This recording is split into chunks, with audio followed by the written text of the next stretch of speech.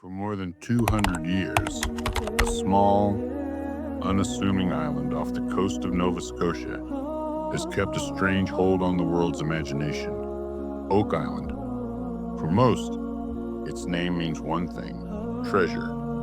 An old legend of pirate gold, buried by someone like Captain Kidd or Blackbeard, protected by deadly booby traps. Millions of dollars and entire lifetimes have been spent chasing this story. But what if that story, the very foundation of this whole quest, is completely wrong? Forget pirate gold for a second. The clues being pulled from the mud and clay of Oak Island don't really scream buried pirate loot. They point to a group that was far more powerful, more organized, and had a much bigger reason to hide something truly priceless. A growing theory suggests the island's secrets don't belong to pirates, but to one of the most formidable military orders in history, the Knights Templar. And the clues, it seems, might have been hiding in plain sight all along. To even begin to understand what could be buried on Oak Island, we have to rewind to the early 14th century. The Knights Templar were, for a time, the most dominant force in Christendom. They were warrior monks. They basically invented international banking.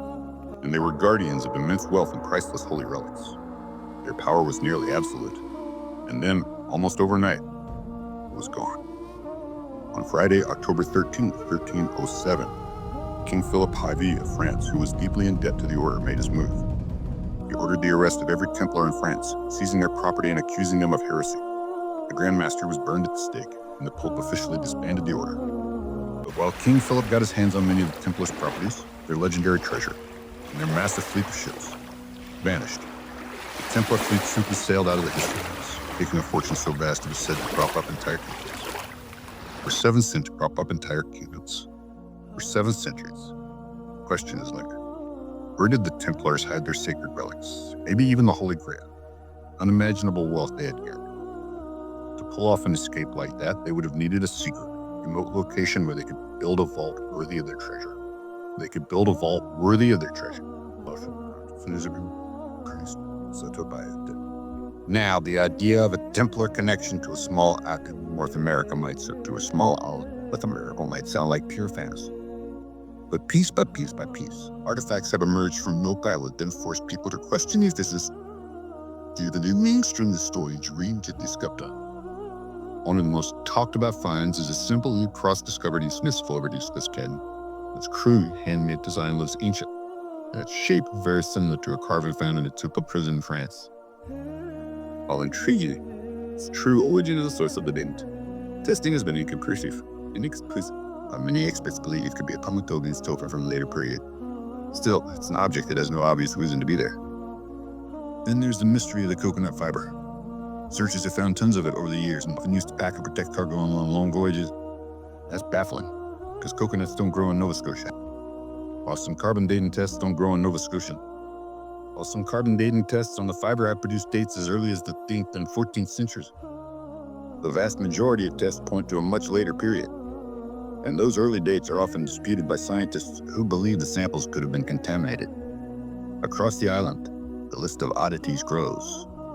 A massive formation of boulders, known as Nolan's Cross, is arranged in what appears to be a symmetrical Christian cross over 800 feet long. Supporters of the Templar theory see this as a huge marker, but there is no consensus that it's man-made.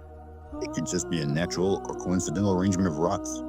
And what about the money pit itself? The legendary shaft is described as an engineering marvel, with oak log platforms every 10 feet and clever flood tunnels designed to protect whatever is at the bottom. Many have argued this is far too sophisticated for pirates burying loot in a hurry. It suggests a well-funded, organized group with serious engineering skills the Templars, as master builders of Europe's cathedrals, would have had. Other finds include human bone fragments of European and Middle Eastern origin found deep in the pit, though their age and context for naming surety.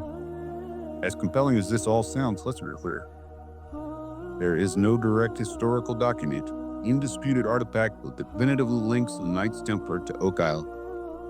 Mainstream historians view the entire theory as speculative and not supported by hard evidence. Every piece of Templar evidence has a pause for counterargument. The lead Crossy's data is inconclusive. Most of the coconut fiber dates point to a time long after the Templars. And the impressive engineering of the money pit Geologists have pointed out that it could be the result of natural sinkholes, a common feature of the island's limestone bedrock. Many of the island's most famous legends, like the stone with the cryptic inscription, were lost long ago and only exist in second-hand stories written decades after they were supposedly found. And isolated finds, like a reported Roman coin, are not accepted by mainstream archaeology as proof of pre-Columbian contact. They could have been dropped or even planted by one of the hundreds of searchers who have dug on the island over the last 200 years. The search for answers is far from over. With every new season of digging, the team gets closer to understanding what really happened on this island centuries ago. To follow every new discovery and expert analysis, make sure you subscribe and hit the notification bell so you don't miss what they find next. Acknowledging the skepticism is key. There is no smoking gun on Oak Island. But it's hard to dismiss the sheer number of oddities that just don't fit the old pirate narrative. Could pirates have built the flood tunnels? It seems unlikely. Would they create a massive stone cross as a landmark? It defies logic. Would they haul tons of coconut fiber across an ocean? For what? This is where the Templar theory, while unproven, offers a story that seems to connect these strange and baffling clues. It provides a powerful motive, hiding a priceless treasure.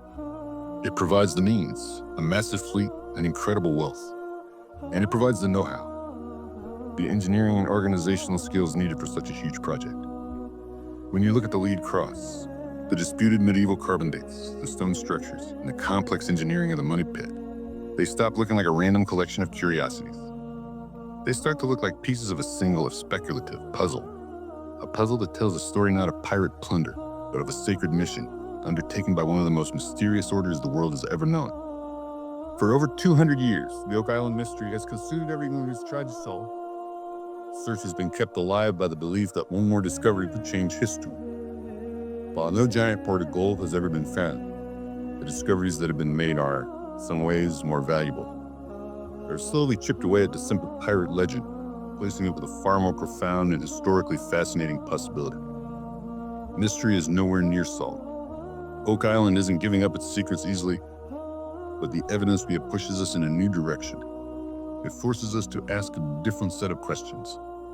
With so many clues pointing one way, the question is no longer just what is buried on Oak Island, but who buried it? And why do the signs keep pointing so strongly to the Knights Templar?